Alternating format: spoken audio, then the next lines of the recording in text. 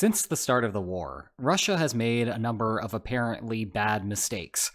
This includes some that they have properly adjusted for, like undermobilizing at the start of the invasion, or even the whole Battle of Kiev, which we have discussed at length before.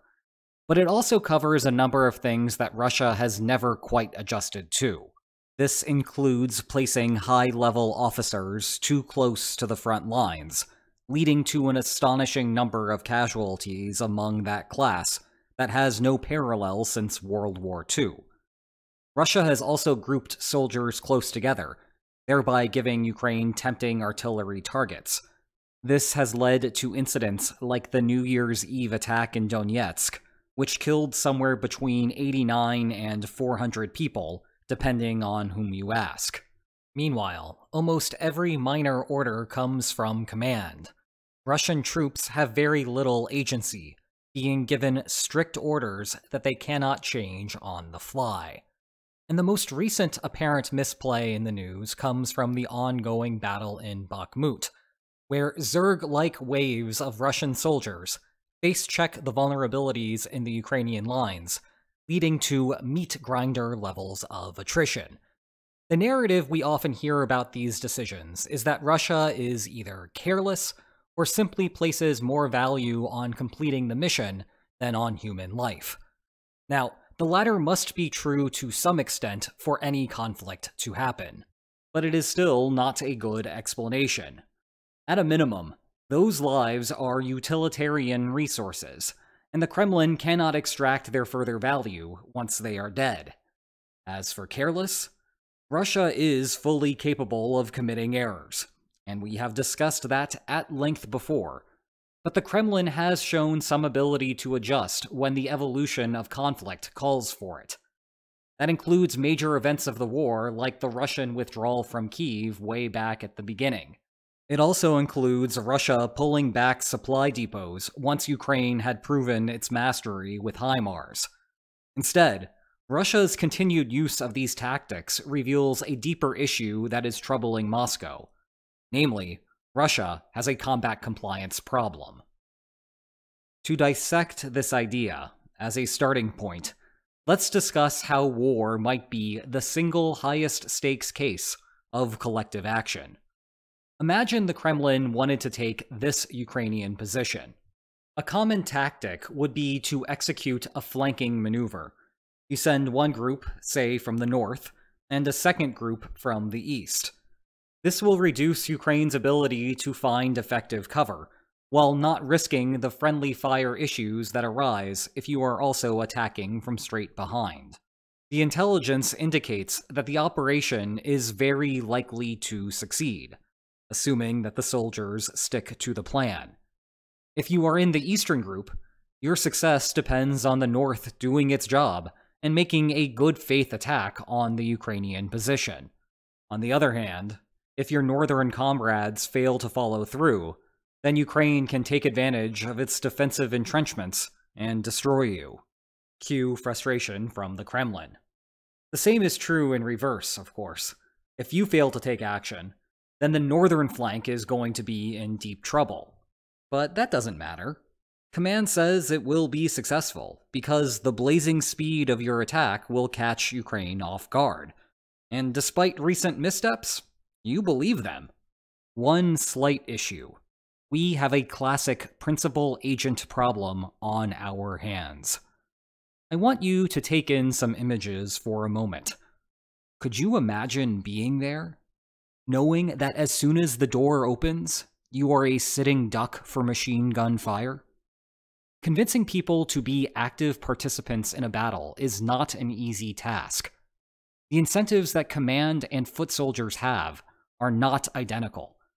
This is true whether we are talking about D-Day or Russia right now.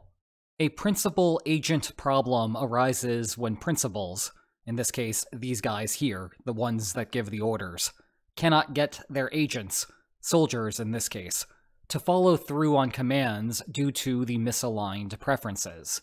Why exactly would that be the case? For one thing, the soldiers will actually put their lives on the line during the operation. Now, it is true that states care about their soldiers, if for no other reason than more deaths mean less tax revenue. That includes Western leaders, Stalin all the way back when, and yes, Russia today, though how much each cares may differ.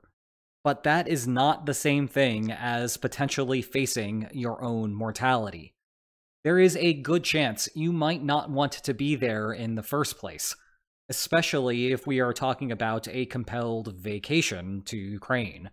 This is why Russia saw an exodus of men after Putin made this mobilization announcement in September 2022. But imagine for one reason or another, you end up on the eastern flank. You are supposed to be storming into the targeted position. But that's dangerous. So instead you take it more cautiously. Let the North rush in instead. They will draw enemy fire first and absorb the greater risk. You can come in afterward when things are safe and mop up the rest. Resetting things. The problem here, of course, is that your comrades in the northern flank have the exact same incentives.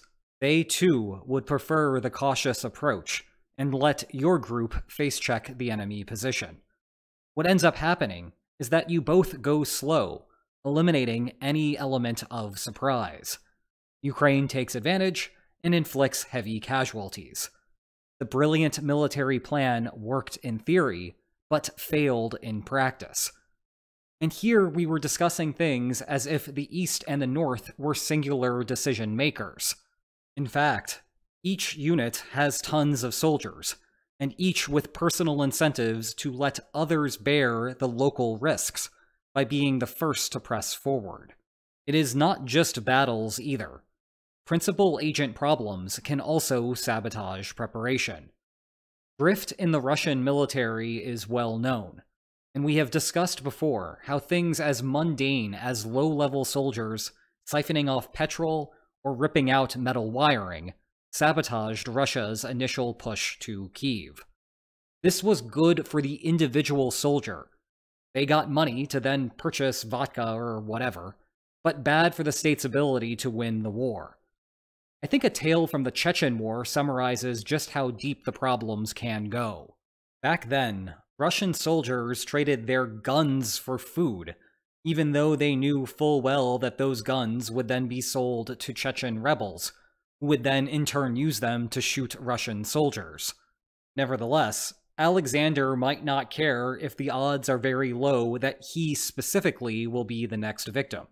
He just wants the food.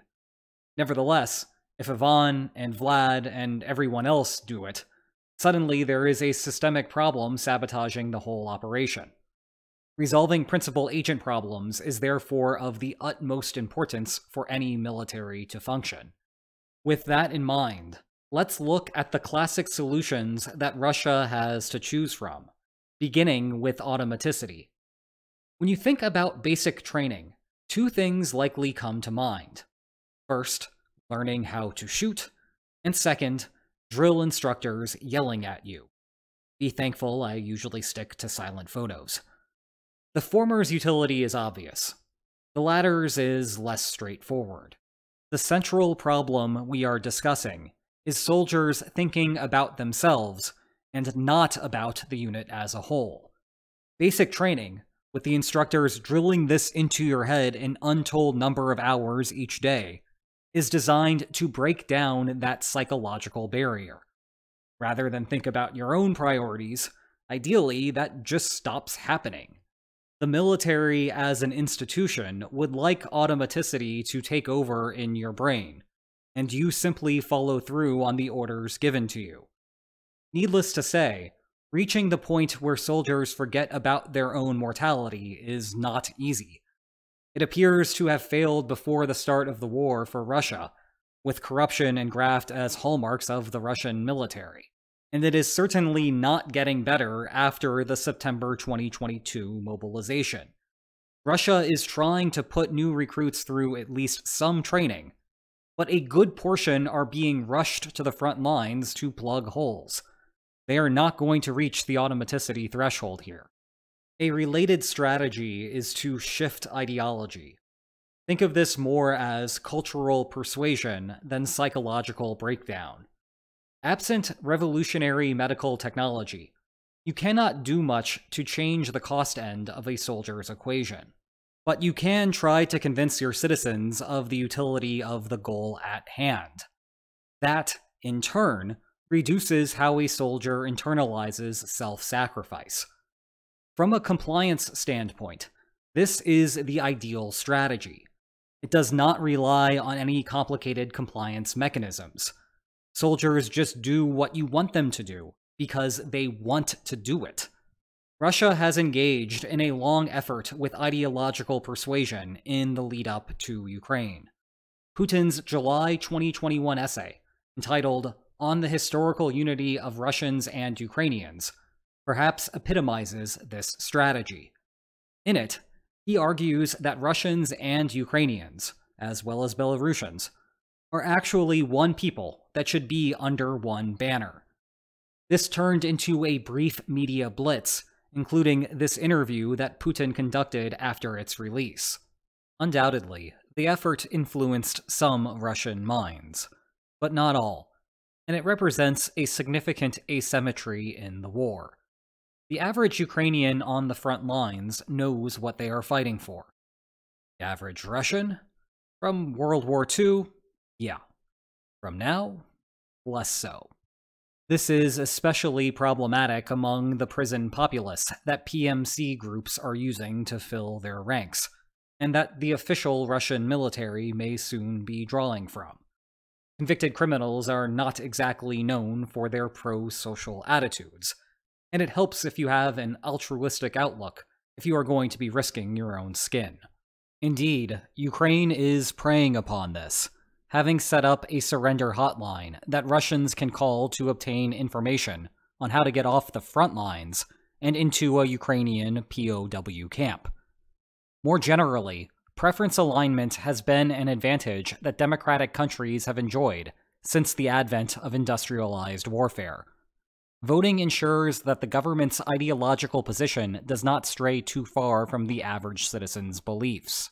Russia, in contrast, has gone in the opposite direction since the start of the war, with Putin looking to use any institutional advantage he can to keep the war effort going. Nevertheless, ideological alignment is not necessary to have a functional military. Future rewards can also work. That is the basic idea behind the age-old mercenary profession. You pay them for their work. But it also is the basis of a professionalized military force, free from conscription in regular times, which the United States shifted to a half-century ago.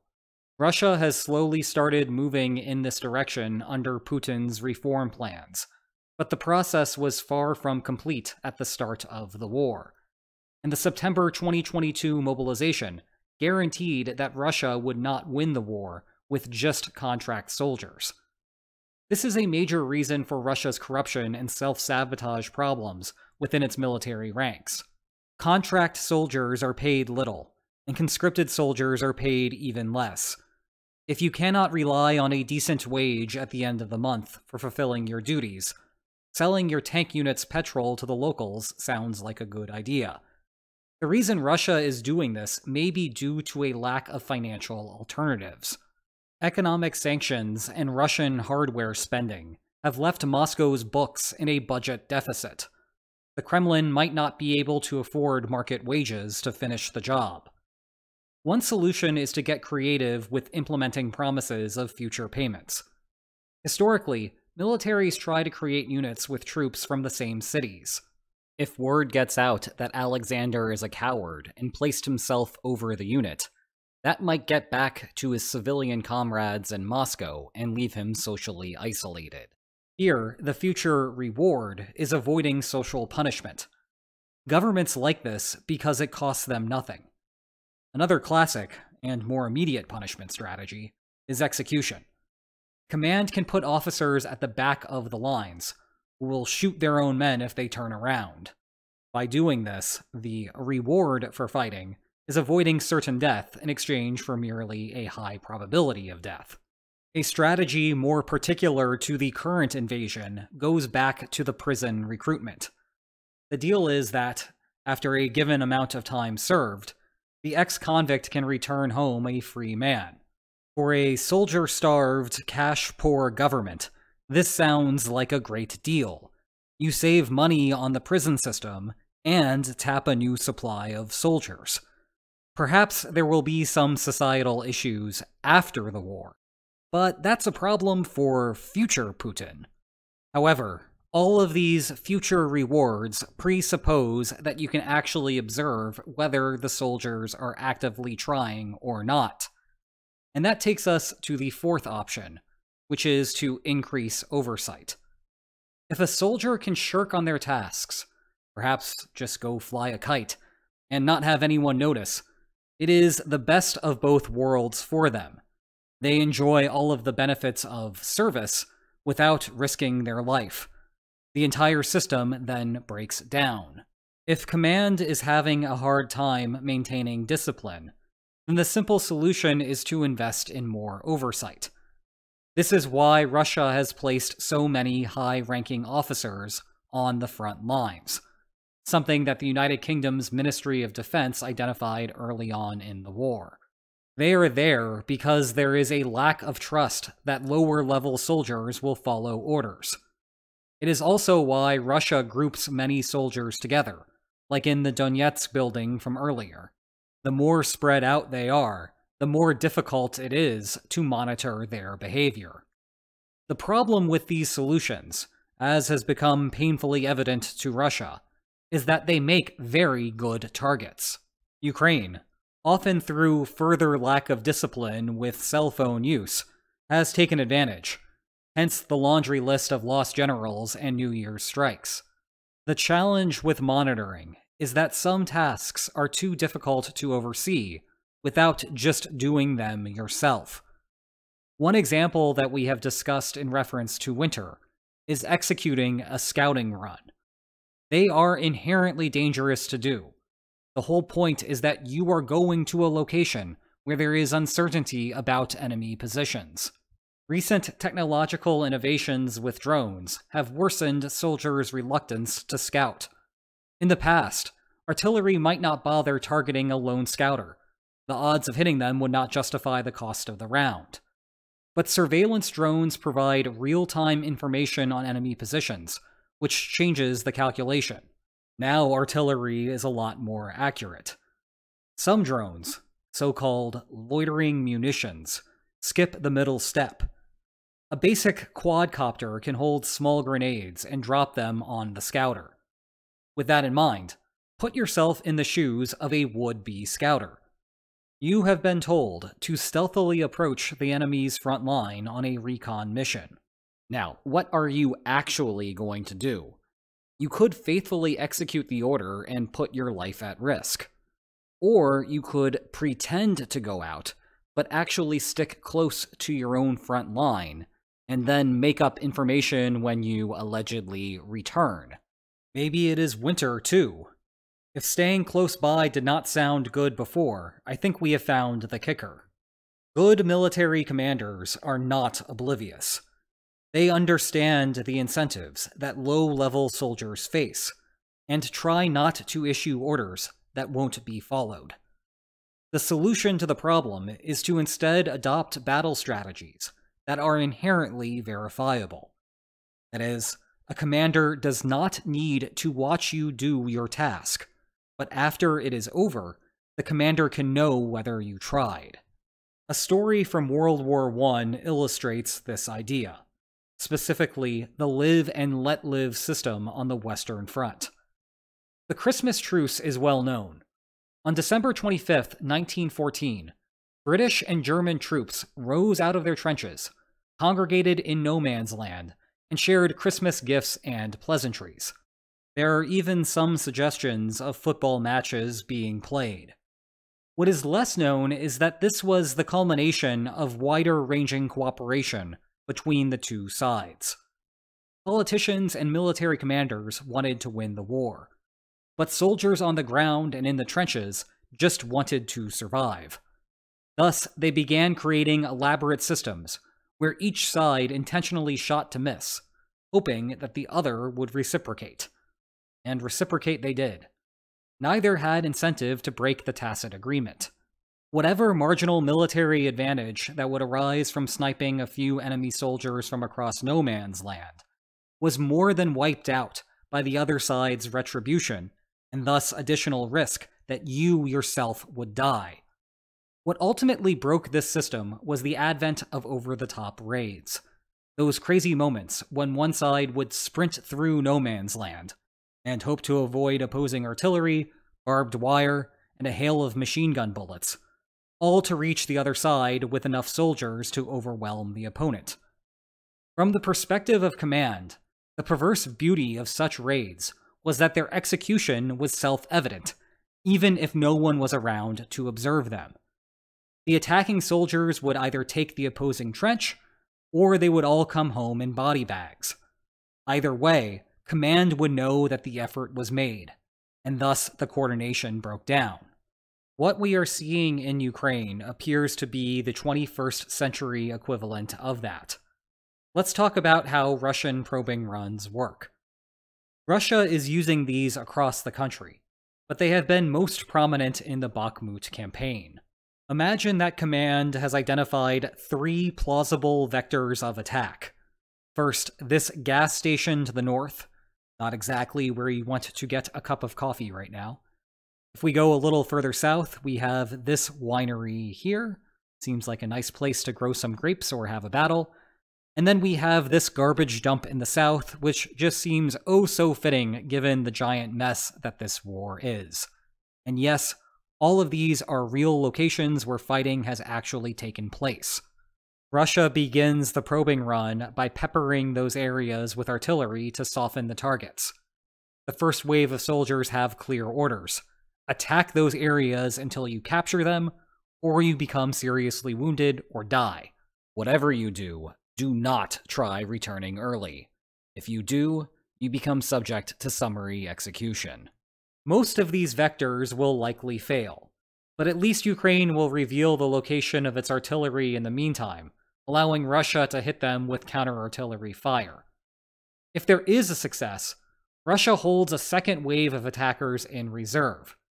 They go to the promising location, hoping that Ukraine will be caught flat-footed there, and they can make further progress as a result. The outcome is a very bloody affair, with casualty ratios favorable to Ukraine. Russia is made even worse off in this regard, because the casualties are concentrated toward Ukrainian positions. A wounded Russian has a long way back. This makes it relatively easy for Ukraine to medevac wounded soldiers, and relatively hard for Russia to do the same. But it has led to slow, incremental gains for Russia. Is it the best use of lives? In an ideal world for Moscow, probably not. But command is dealing with the constraints of principal agent problems, and this is the consequence. What does this mean for Russia's outlook? To summarize in one sentence, it's good news for Ukraine. But it by no means implies that Russia is doomed to lose. Yes, monitoring soldiers will tax Russian resources. Yes, inefficient probing runs will leave Russia with fewer soldiers to exploit any Ukrainian vulnerabilities or defend against Ukrainian counterattacks. And yes, the body count piling up will cause more discontent at home.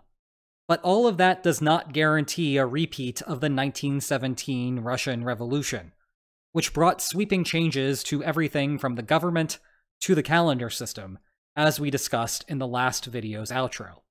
Hope you didn't miss it. Oh, and this video's outro is also spicy, so don't skip it either. Nevertheless, the cleavages between the Russian government and its soldiers provide better insight into why Ukraine has held on for as long as it has, and why Kyiv is optimistic about a spring counteroffensive. There is also a certain sense of irony here. The Kremlin expected it could win the war quickly because it thought that Ukrainian soldiers would not comply with their government's orders. But Russia may yet lose the war because the problem is running in reverse. If you want to know more about the invasion, you will love my book that examines the causes of it. Check below for more information on that. And if you enjoyed this video, please like, share, and subscribe, and I will see you next time. Take care. The year was 2015. I was teaching a class on civil conflict, which featured a heavy dose of the Maidan given how recently the revolution occurred. Then Vladimir Putin disappeared. From March 6th to March 15th, no one saw him in public. And as far as I know, we still don't know where he went, though there was rampant speculation on everything from a coup to a health scare or even Botox. For what it's worth, the Kremlin's website details a number of private meetings he had during that period. Cue speculation that those actually occurred on different days. In any case, to add a little fun to the class, as students filtered in, I put up a slide of Where's Waldo, but with a picture of Putin on horseback hidden within. Why am I telling you this? Well, for the last 6 videos, I have done the modern-day equivalent of that. The only difference is that I am using this photo of Putin looking through binoculars. It is even hidden in this video too, and not just in the slides where he was left out in the open. And I will warn you that this one is likely the hardest one I have made. I thought it would be funny to just not tell anyone. And at least on my end, I have enjoyed doing it. Especially because, as far as I can tell, no one has noticed. If I sneak John Kerry eating donuts in Russia, you guys are on top of it. Same with Steven Seagal, though I think only one person realized he was in this photo from the Battle of Crimea video. See? Definitely him. Now, if you are so inclined to go back and watch one of the old videos, and you spot where Putin's hiding place is, then please comment with #Where'sPutin along with a timestamp of his sighting. I will be sure to personally congratulate the first person to find him in each video. Just make sure you use the hashtag, otherwise I won't see it. Good luck, and have fun.